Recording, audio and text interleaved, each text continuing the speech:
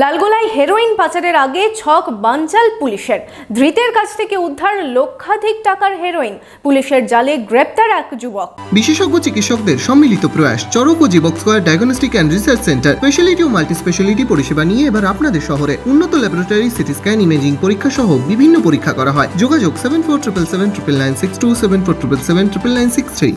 ভরদুপুরে টোটোয় যাত্রী সেজে পাচার করা হচ্ছিল হেরোইন। লালগোলায় ভারত বাংলাদেশ সীমান্ত এলাকায় পাচারের ছক বানচাল করল পুলিশ। লালগোলায় বাউশমারি এলাকা থেকে পুলিশের জালে এক পাচারকারী। উদ্ধার হয়েছে প্রায় 506 গ্রাম হেরোইন। পুলিশ সূত্রে জানা গিয়েছে, গোপন সূত্রে খবর পেয়ে সোমবার দুপুরে বাউশমারি এলাকায় অভিযানে নামে পুলিশ।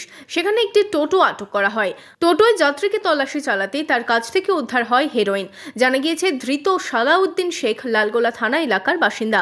আজকে একটা বর্ডার নাকা স্টার্ট করা হয়েছিল। তো লালগোলা থানা আপনার এই বাউশমারির কাছে এই জায়গাতে বর্ডার নাকা স্টার্ট করে সকাল 9:30 থেকে।